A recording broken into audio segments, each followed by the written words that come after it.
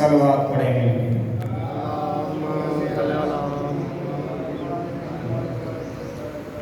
اعوذ باللہ من الشیطان الرجیم. بسم اللہ الرحمن الرحیم. الحمد للہ رب العالمین. الصلاة والسلام علی سید الانبیاء ابی القاسم محمد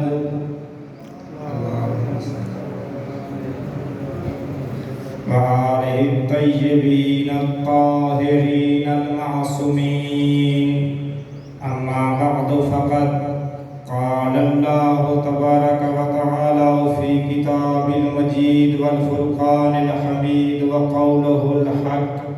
بسم اللہ الرحمن الرحیم. ان اللہ وملائکتہ یصلون علی النبی یا ایہا الذین آمنوا صلوا علیہ وسلموا تسلیما.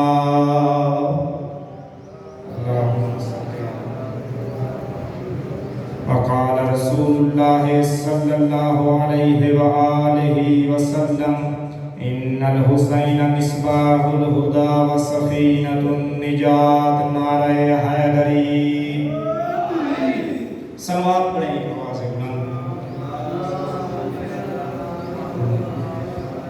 تمام تعریفیں اس اللہ کے لیے جو کائنات کا خالق ہے. یا میں اپنی بات کو خوبصورت انداز میں بیان کروں کہ تمام تعریفیں اس اللہ کے لیے، اس خالق کے لیے جو خالق محمد و آل محمد ہے. درود اور سلام ان ہستیوں پہ جن پہ اللہ بھی درود پڑھتا ہے، اس کے ملائکہ بھی درود پڑھتے ہیں. اے مومنین آپ بھی درود پڑھیے.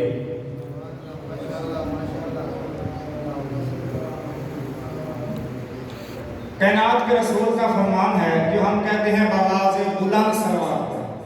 تو اس کے پیچھے کائنات کے رسول کی ایک حدیث ہے. رسول پاک فرماتے ہیں جب بھی مجھ پہ درود پڑھو تو بآواز بلند پڑھا کرو، کیونکہ بآواز بلند درود پڑھنے سے دلوں سے نفاق دور ہوتا ہے.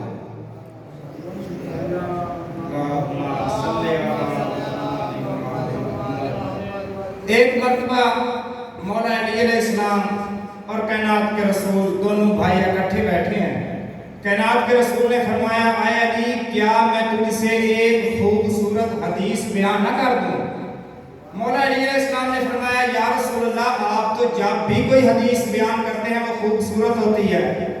کائنات کے رسول نے فرمایا یہ اتنی تعجب ہے حدیث کہ اس کے سننے کے بعد مجھے بھی تعجب ہوا. اور مولا علی علیہ السلام فرماتے ہیں جب کائنات کے رسول نے مجھے یہ حدیث سنائی تو مجھے بھی تعجب ہوا.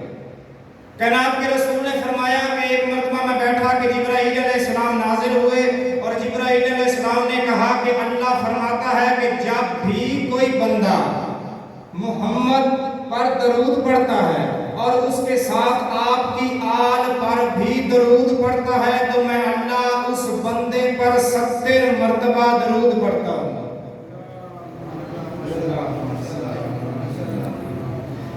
پھر فرمایا کائنات کے رسول نے کہ اگلی بات جو جبرائیل علیہ السلام نے کہی اس پر مجھے تعجب ہوا کہ اللہ نے فرمایا جب بھی کوئی بندہ اے محمد تجھ پر تو درود پڑھے لیکن تیرے ساتھ تیری آل پہ درود نہ پڑھے تو میں فرشتوں کو حکم دیتا ہوں کہ اس کی دعا اور عرش الہی کے درمیان 70 پردے حائل کر دو جب تک یہ محمد اور اس کے ساتھ آپ کی آل پر درود نہیں پڑے گا میں اس کی دعا کو قبول بھی نہیں کروں گا. بابا سے بلند صلوات پڑھیں.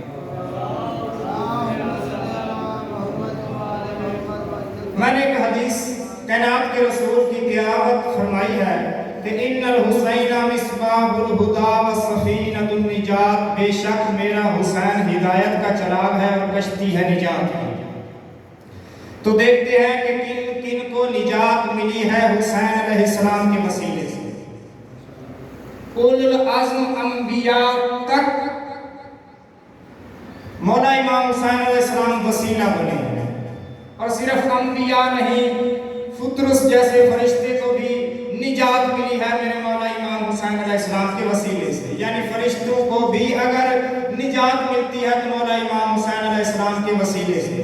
میں ایک نبی کا تذکرہ کرنا جا رہا ہوں، اولو العزم نبی ہے، نام ہے حضرت نوح علیہ السلام۔ حضرت نوح علیہ السلام حضرت نوح علیہ السلام کی کشتی جب طوفان میں پھنسی تو اس وقت نجات ملی ہے حسین علیہ السلام کے وسیلے سے۔ اور اس کے پیچھے تاریخ یہ ہے کہ جب حضرت نوح علیہ السلام اپنی کشتی بنانے لگے تو جبرائیل علیہ السلام نے بہت ساری کیلیں لا کے حضرت نوح علیہ السلام کو دی کہ ان کے ساتھ کشتی کو جوڑو۔ حضرت نوح علیہ السلام نے ان سب کیلوں کو لیا اور ان کے ساتھ کشتی بنائی، مگر 5 جگہ بچ گئی جہاں پہ کیلوں کی ضرورت تھی مگر کیل نہیں تھے۔ تو حضرت نوح علیہ السلام نے کہا، آئے جبرائیل، آپ نے کیل تو مجھے بہت سارے دیے مگر 5 جگہیں بچ گئی ہیں، ان پہ کیلوں کی ضرورت ہے۔ حضرت جبرائیل علیہ السلام 5 کیل لے کے آئے اور جیسے ہی وہ 5 کیل حضرت نوح علیہ السلام کی ہتھیلی پہ رکھے، حضرت نوح علیہ السلام نے دیکھا کہ وہ نور کی طرح چمکنے لگے، وہ 5 کیل نور بن کے چمکنے لگے۔ حضرت نوح علیہ السلام نے کہا، جبرائیل آپ نے پہلے بھی بہت سارے کیل لا کے مجھے دیے مگر وہ چمکے نہیں، یہ کیوں چمکدار بن گئے اور روشن ہو گئے، ان سے تو نور نکل رہا ہے۔ جبرائیل علیہ السلام نے کہا، یہ جو 5 کیل ہیں یہ ہر کیل کسی نہ کسی نام سے منسوب ہے، ان میں سے ایک کیل محمد مصطفیٰ کے نام سے منسوب، ایک جناب سیدہ کے نام سے منسوب، ایک مولا علی علیہ السلام کے نام سے منسوب ہے، اور ایک مولا امام حسن علیہ السلام کے نام سے منسوب، اور ایک مولا امام حسین علیہ السلام کے نام سے منسوب ہے۔ فرمایا کہ اسے کشتی کے آگے ایک دائیں طرف لگا دو، ایک بائیں طرف، اور پھر ایک دائیں طرف، ایک بائیں طرف اور ایک درمیان میں۔ جب بھی آپ کی کشتی کسی طوفان میں پھنسے گی تو ان 5 کیلوں کے صدقے نجات مل جائے گی۔ حضرت نوح علیہ السلام نے ایک کیل اٹھایا، وہ لگا دیا، دوسرا بھی اٹھایا، وہ بھی لگا دیا، جب تیسرا اٹھایا وہ بھی لگایا، چوتھا اٹھایا وہ بھی لگا دیا، جب 5واں اٹھایا تو اس میں سے خون کی تری نکلی۔ حضرت نوح علیہ السلام نے کہا، جبرائیل میں نے 4 کیل لگائے، ان میں سے خون کی تری نہیں نکلی، اس کیل سے خون کی تری کیوں نکلی؟ تو حضرت جبرائیل نے کہا کہ یہ کیل منسوب ہے امام حسین علیہ السلام سے، آخری نبی حضرت محمد مصطفیٰ صلی اللہ علیہ وآلہ وسلم کا بیٹا ہوگا جس کا نام ہے حسین، اسے کربلا میں 3 دن کا پیاسا ظلم و جور کے ساتھ شہید کر دیا جائے گا، اس لیے اس کیل سے خون کی تری نکلی ہے۔ حضرت نوح علیہ السلام نے وہ کشتی میں لگا دی اور طوفان آیا، سیلاب آیا، حضرت نوح علیہ السلام کی کشتی چلتی رہی، مگر جب حضرت نوح علیہ السلام کی کشتی سرزمین کربلا پہ پہنچی تو وہاں پہ وہ لڑکھڑانے لگی، ایک بہت بڑی لہر آئی، بہت بڑا طوفان آیا، ایسے لگتا تھا کہ کشتی ابھی ڈوبتی ہے۔ حضرت نوح علیہ السلام نے کہا، جبرائیل میری کشتی پوری سرزمین پھری، کہیں پہ بھی اس کے قدم ڈگمگائے نہیں، مگر یہاں پہ یہ کیوں لڑکھڑا رہی ہے؟ حضرت جبرائیل نے کہا، آپ جانتے ہیں آپ کس جگہ پہ ہیں؟ حضرت نوح علیہ السلام نے کہا، بتلائیے کہ میں کس جگہ پہ ہوں۔ جبرائیل نے کہا، اب جہاں آپ کی کشتی موجود ہے اس جگہ کا نام ہے کربلا، اور یہ جگہ ہے محلے کربلا، یعنی دکھوں اور مصیبتوں کا محل، مرکز۔ تو فرمایا کہ یہاں پہ کیا ہوگا؟ فرمایا آخری نبی حضرت محمد مصطفیٰ کا ایک بیٹا ہوگا جس کا نام ہے امام حسین علیہ السلام، اس کو اس دھرتی پہ ظلم و جور کے ساتھ شہید کر دیا جائے گا۔ تو حضرت نوح علیہ السلام نے کہا کہ اب میں مشکل میں ہوں، میری کشتی طوفان میں گر چکی ہے، اب میں نجات کیسے پاؤں؟ حضرت جبرائیل علیہ السلام نے کہا کہ آپ امام حسین علیہ السلام پر سلام بھیجو اور ان کے قاتلوں پہ لعنت کرو، آپ کی کشتی کو نجات مل جائے۔ صلوات پڑھیں ایک آواز بلند، صلی اللہ علیہ وسلم۔ ایک مرتبہ پھر صلوات پڑھیے مل کے۔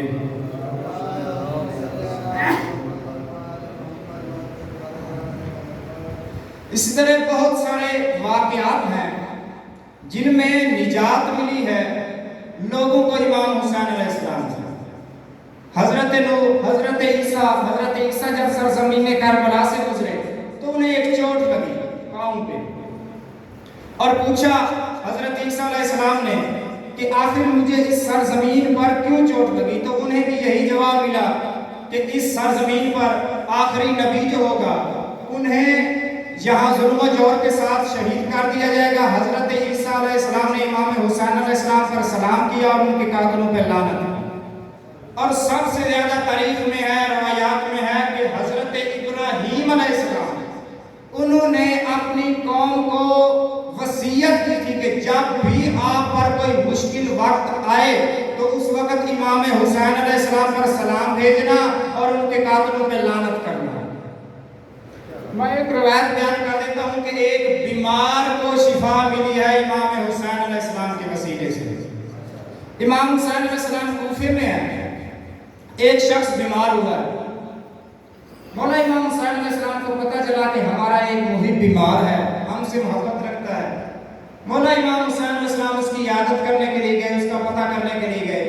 امام حسین علیہ السلام جیسے ہی اس کے گھر میں داخل ہوئے اسے فوراً بیماری سے نجات مل گئی اور وہ فوراً تندرست ہو گیا۔ تو اس نے کہا کہ مولا میں تو بہت زیادہ بیمار تھا، میں تو بستر سے نہیں اٹھ سکتا تھا، مولا جیسے ہی آپ آئے ہیں مجھے آپ کے صدقے میں اس بیماری سے نجات ملی ہے۔ فرشتوں کو نجات ملی، انبیاء کو نجات ملی حسین علیہ السلام کے وسیلے سے، کیونکہ کائنات کے رسول کا جو فرمان ہے کہ میرا حسین چراغ ہے ہدایت کا اور کشتی ہے نجات کی۔ اور اگر ہم اس حدیث کو علم بیان کی روشنی میں پرکھنا چاہیں تو تب بھی یہ قول سچ ثابت ہوتا ہے، کیونکہ بہت ساری احادیث ایسی ہیں جو رسول پاک کے ساتھ منسوخ کر دی گئی، جھوٹی احادیث، اور اگر انہی جھوٹی احادیث کو پرکھا جائے، دیکھا جائے کہ واقعہ یہ سچی ہیں یا جھوٹی ہیں، انہیں گرامر کی روح سے دیکھ لیں، انہیں علم بیان کی روشنی میں دیکھ لیں تو وہ جھوٹی ثابت ہو جاتی ہے۔ اب دیکھیے مولا کائنات فرما رہے ہیں کہ بے شک حسین ہے چراغ ہدایت کا اور کشتی ہے نجات کی۔ تو یہاں پہ مماثلت دی گیا امام حسین علیہ السلام کو چراغ کے ساتھ اور ایک کشتی کے ساتھ۔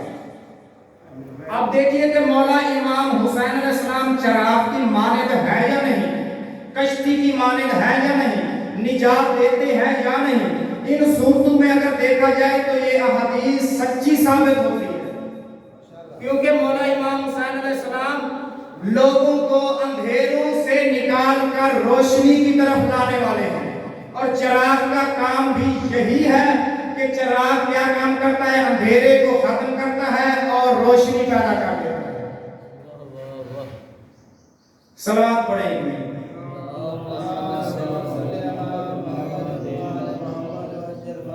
اگر آپ کی اجازت ہو تو میں ایک حدیث بیان کرنے لگا ہوں جو بہت ہی زیادہ مشہور و معروف ہوئی ہے سوشل میڈیا پہ، اور کہا گیا ہے کہ اگر میرے بعد نبی ہوتا ہے، منسوب ہے رسول پاک سے کہ رسول پاک نے فرمایا کہ اگر میرے بعد نبی ہوتا تو فلاں بن فلاں ہوگا۔ آپ سمجھ گئے ہوں گے کہ وہ فلاں بن فلاں کون ہے۔